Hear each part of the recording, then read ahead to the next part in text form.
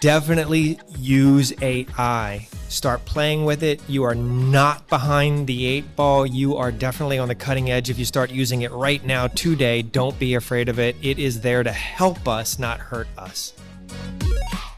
Good morning, good evening, good afternoon, wherever you are and wherever you're watching from. My name is Matt Pierce, host of the Visual Lounge, and today we are at Training Magazine 2025, and we are doing a live podcast. And I'm so grateful to be able to be here and do this because I have Mike Parkinson with me. Mike, you are not new to the show, but because some people might not know you, how would you introduce yourself? I normally do introductions, but I'm going to have you do it today. Short and sweet. I'm a geek. I am a nerd. Visual storytelling, love it. Narratives, making sure that people get the things that are difficult to get and understand complex stuff. So I'm a visual communication nerd. I own a couple companies that help me do that. That is awesome. And we're big fans of nerds. Geek, nerd, big debates about which is which, but it's cool to be a nerd nowadays, isn't it? Absolutely. I think geek is definitely on the comic book side of things. You just go down a rabbit hole. Nerd is more the intelligent side. So I'd be more of a geek because I'm not that smart. I'm right there with you. Well, Mike, we're at Training Magazine. Obviously, there's a lot of sessions going on, a lot of people talking about a lot of things. I wanted to talk to you because you do a lot with that visual communication, visual storytelling. I want to talk about AI and images because we cannot not talk about AI because it is kind of permeating everything that we do. But I've got a dilemma that AI images, I don't think they're working for me. And I want to learn from you. What am I doing wrong? What can I do better? And maybe I'm just not smart enough to do it well. I think you are voicing the challenges that we all have with AI. I think AI was promised to be this amazing tool that does our jobs for us. You press a button, and it came with some fear too. Ultimately, what I have found is that AI is a friction fixer or a smart start. Leaving it at that would be bad. So I think of using AI as something that augments what I do. Now, I was at a great conference, Training Magazine Tech Learn, and they had a speaker who was an AI expert. And she said, think of AI as a drunk intern. That AI wants to do a great job, and sometimes it does an amazing job, and other times, not so much. So we wouldn't rely on our drunk intern to make our content, but we might rely on our drunk intern to help make our content. And I'm not belittling, the AI tools out there in any way, shape, or form. It seems to be an accurate metaphor. Well, I'm going to go in a direction here, and you might stick with me for a second. Do you know about the Ballmer curve? I don't think so. Okay, so the Ballmer curve, Steve Ballmer, who was the president CEO of Microsoft after Bill Gates, there's a curve that developers follow that shows that like the amount of alcohol, there's a point of creativity that you can hit with a certain amount of intoxication, but then too much, you go too far, too little, you're not creative enough. Now, I'm wondering, do you think the AI you just don't know? Is it like trying too hard and now it's like too drunk, or maybe I don't drink, so this is really actually getting into territory I have no idea, but. So yes, in my experience, I have to assume that AI will not give me accurate information, and that AI, like the Ballmer curve, can be incredibly creative and get me unstuck. But at the same time, I wouldn't rely on that by itself. So I think that is a wonderful way to look at the metaphor that this person used. Yeah, absolutely. So AI, obviously, there's lots happening with it. I want to focus on the imagery side of it because it feels like, one, there are expanding opportunities in different tools, but also my experience has been that I have felt very limited. Like I try to get something, it kind of gets me started, but then I try to get something else, and then it's going in weird directions, and I can never really seem to pull it back. I have to start over. What do we do? Because it feels like I want it to be helpful, but it's not maybe there yet. Absolutely. So AI, there are 3 rules that I think we talked about in the last podcast, and that is that that people who use AI will thrive because it's a friction fixer and an accelerator. The opposite is people that don't use it Wah, wah. Someone said, I think it was Rick Altman, who runs Presentation Summit, said that AI won't take your job. Someone who uses AI will. Right. So for that reason, it's important to go to one of the other rules that I follow is that I have to know the right tools and how to use them. And the third rule is AI will always be a smart start. Right. And I don't mean we start with AI every time. What I mean is that it's part of our workflow, that it's kind of like someone else working with us, or like using Camtasia or Snagit to augment and help support and reinforce that creativity that we innately have. Once we do that and understand those three rules, using AI becomes more intuitive, meaning that how I prompt AI and when I choose to pull that trigger is dependent upon where my friction is and where I need a smart start. So it can be, when you talk about visuals, it can also be, well, what's my narrative going to be that drives the visual? The visual doesn't drive the narrative drives the visual. There's an old saying, facts tell and stories sell. Maybe I would ask something like ChatGPT to give me a story that helps reinforce a message. And I would start there, which may get the creative juices going. Well, I love that, because I've found recently that as much as I'm trying, like, the ideal world would be I'd say a few words and it would understand, like, from my brain what I'm envisioning. But what I've realized, and I think to your point, is that the more I can give it context, the better it seems to understand, right? And so, like, I've often now lately, instead of just going right to the prompt that I want to do, I've been asking it to do, like, hey, be an ad executive, and here are 5 things that you need to know. And then, but before, don't do anything. I'm not asking it to do anything except for, what else do you need to know?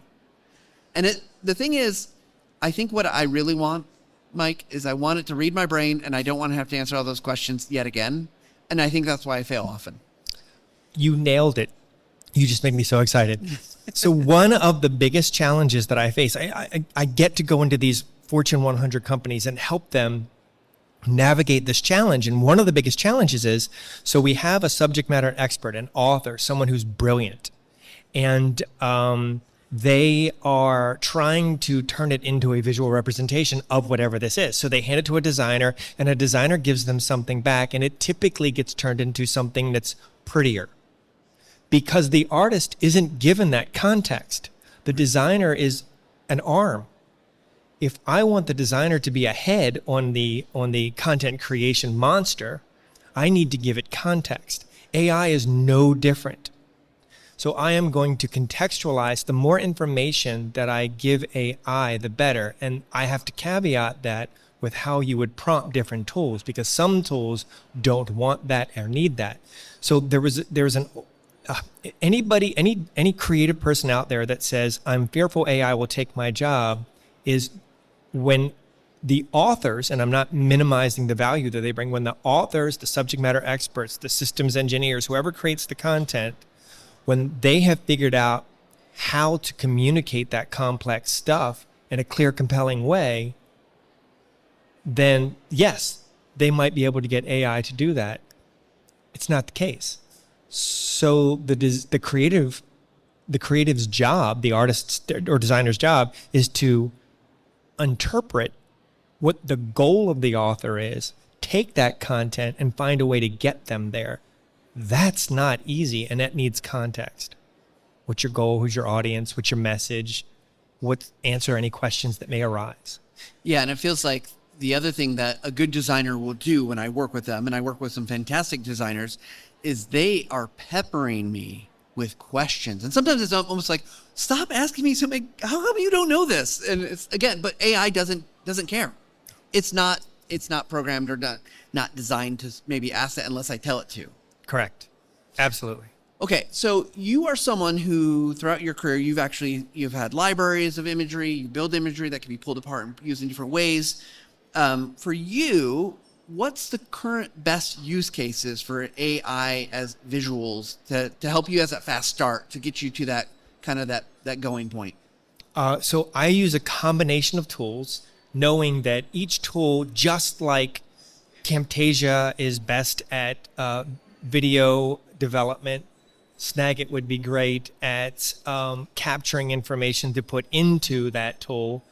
Adobe is great. Adobe Illustrator is great at vector images, and Photoshop's great at. I'm going to use tools so currently I use ChatGPT there for content creation so that I can create the narrative that then supports the imagery. ChatGPT has a built-in content creator or visual engine called DALL-E, which I love. Midjourney is my favorite, hands down, raster, which means made up of pixels, raster image development AI tool. And then Firefly is getting there. So and that's Adobe Firefly. Adobe Firefly, yep. Yes, it's built in. So the way I look at AI is there's, and I had to write this down so I'd remember, there's AI-driven software like Midjourney and DALL-E. That's completely AI-driven. There's AI-enhanced software like Firefly, which is basically enhancing in a pre-existing tool. And I believe in... Yeah, TechSmith Assets, the asset library for Camtasia and Snagit have an AI image generator. I'm sure it's pulling from I think it might actually be pulling from ChatGPT. But and it's an enhancement to an already amazing tool or an ecosystem of tools. And then there's AI assisted, and I would put a lot of things in that category, such as when I create this library of graphics, I will use ChatGPT to help me come up with metadata. I will use Midjourney to help me come up with single images that then I insert into an infographic. So basically, if it takes too long for me to hand render, I will turn to an AI tool to help me render or create the asset that I need in my library of imagery. It makes me think that, we've been talking about the generation of images, right? But you said something I think is really important here is that the metadata, like if you're doing web design or you're doing your PowerPoint, the accessibility portion of that is so important that as someone who talks about images and video all the time, well, I often get fixated on the creation of, but not maybe the consumption of. And that consumption is really important. So I love that you said that because I have been recently using AI in particular for a lot of metadata for the alt text and for for SEO purposes and things like that. And it does a great job. And it's way better. And that's actually a time saver for me, whereas I feel like I get lost in maybe the actual image generation part still.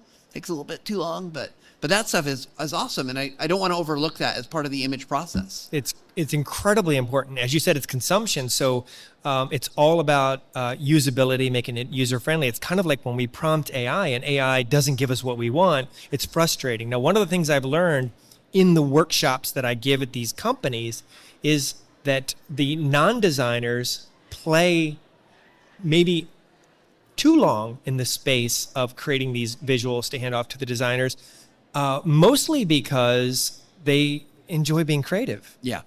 And kind of like you were saying, there's a possibility that the reason why you stay in that sandbox so long is because this is fun. This is dopamine release. This is safe surprises. The human brain loves safe surprises. So you are generating these safe surprises that release those chemicals in your brain, and you're very excited about it. And you're like, I want more of that, until it becomes a dissatisfier. Then you're like, you know what? I'm just going to give it to the designer. Mike, I don't know. Have you ever done the experiment with AI where you ask it to just keep doing more of the thing that it's doing? I've seen it done. I kind of did, but I didn't go to the point where it was ridiculous. Yeah, I mean, it's but that's what I'm thinking about, the safe surprise, right? Like I've asked it to be more, I can't remember what the prompt was, but it got really it looked like this new wave futuristic, like the universe had expanded its mind completely. Yeah. But so it was like, oh wow, because I wanted to see the next step. That dopamine hit is real, and yes, it does feel like you're being creative. Now, again, looking at you as someone who's been doing this space for a long time, is it creative to use AI? Yes, absolutely. It's AI, in my opinion, it's the future of creativity. So I was just talking to somebody at the keynote, and we were sharing a story, and her son got in trouble for using ChatGPT in his workshop to create a poem in his class. He's in high school. And I said, did they tell the kid you can't use Chat AI? And she said, no. And I said, okay. Did he copy paste? She said, no. And I said, so is it because he wasn't exercising the skills that they wanted in this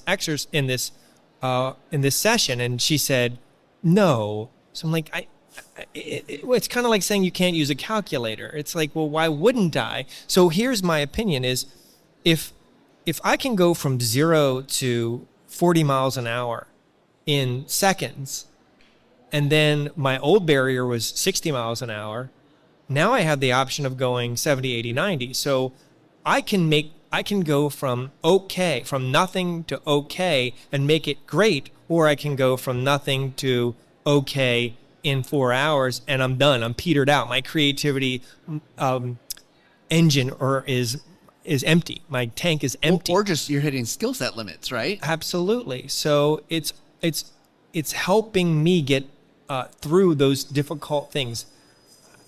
We get exhausted. I mean, Lord knows that you work so hard, and there are times when you probably wish you had a drunk intern to lend a hand, and that's basically what we have. We have someone who can help us get through the tough stuff. Yeah, that drunk intern comes up with some crazy ideas sometimes. I know. I feed it though, so maybe that's the problem. Mike, since we're at Training Magazine, I want to, I think there's a lot of trainers out there, particularly they've got regulatory kind of issues with their organization, which they should be aware of. But what are some of the do's and don'ts that you would recommend to someone who is particularly in the training space doing L&D that, to help them to maybe avoid some problems or to do things better with AI and imagery? Well, first of all, I think you nailed it with context. Give AI context. Give it a good starting point so that it doesn't have to read our mind. The tools respond differently to different types of prompts. For example, Midjourney, I have found that shorter prompts are more betterer. So when I give Midjourney a shorter prompt that's very direct and to the point, I'm not confusing Midjourney. So for example, if I want an apple tree, in a background, on a white background showing its root system, I wouldn't go into too much detail. I'd say, hey, I want an apple tree on a white background with exposed roots. And I'm probably going to get something that's okay. And then I keep refining that. Right. Versus I want an apple tree with large and small apples with green leaves on a sunny day. So the more information I give it, sometimes the worse it does for Midjourney. ChatGPT is kind of the opposite. So ChatGPT, I find if I give a little bit more information, I might get better results. Other things, I find that telling it what not to do does not work as well as telling it what to do. Right. So do not tell it to not be a cloudy day, because then it goes, oh, cloudy day, I got you. Yeah, I find my experience is anytime you tell it not to do something, it does it more. Exactly. It's like, wait a second, that's the wrong direction we've gone. 100%. And augmenting or using those tools combined. For example, Adobe's Firefly is amazing at generative fill. So if I have an image, a photograph, and I wish it was wider, I can just go into Photoshop, make it wider, hit generative fill, and it will fill in the missing parts of the photograph. And it usually does such an incredible job. I think there's a wizard somewhere out there that's just going. They're paying people someplace to secretly do this for you. It's not really a robot. No, exactly. I wish we had that sound effect Jeff had earlier with the yes. Perfect. Exactly. Well, Mike, this has been amazing to talk with you about this topic. I'm gonna pause for just a second because I'm gonna grab something because we're gonna do speed round questions. Speed round questions are quick, fast answers to quick, fast questions determined by the roll of a die. Okay, 3. All right, question number 3. What's a piece of advice you'd wish you'd given your younger self? So picture young Mike. He's getting into this world of craziness.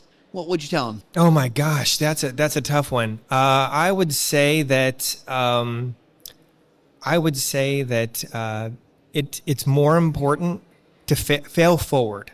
It's okay to mess up. That is the best teacher. Fail forward.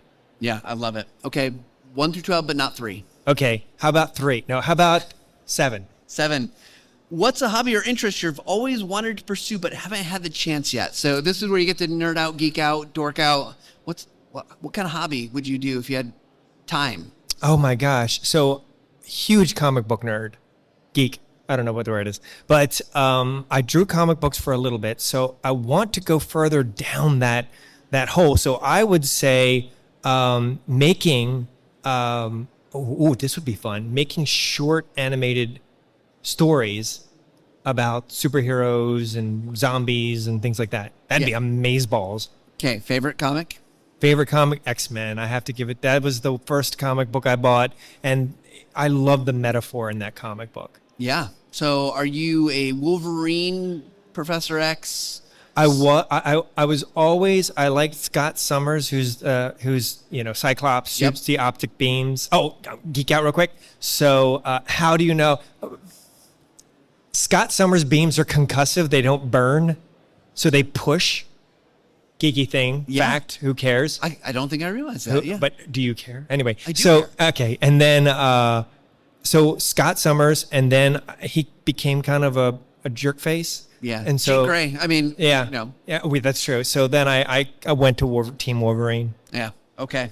All right. One more question, not 3 or 7, 1 through 12. Okay. I'm going to go with 12. 12. What's your one go-to tool that helps you get the job done on a regular basis? This could be software, physical gear, something that you're just like, this is my tool, my go-to thing. Besides Snagit and Camtasia? Oh man, he's like, I told him $1 for every No.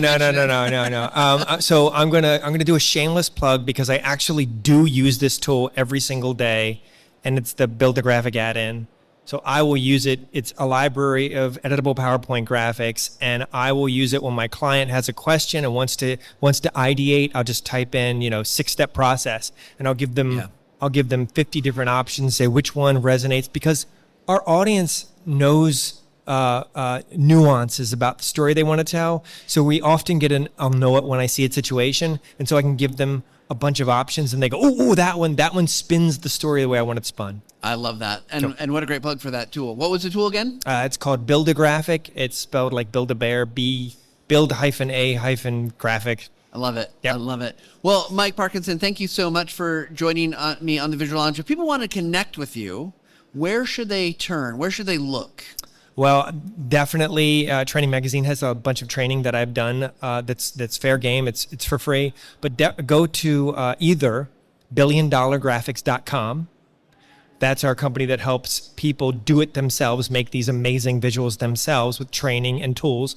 Or 24-hour company is 24hrco.com, which is we do it for you. So if you want creative services and say, look, here's the challenge, go fix it, make my problem go away, you'd reach out to me that way. Fantastic. Well, Mike, you've been on the show before, but you might not have remembered this is how we end the show with your part, is we ask for a final take, which is a summary or kind of a takeaway or one thought you didn't maybe have a chance to give that you wanted to make sure it gets out there, 30, 60 seconds.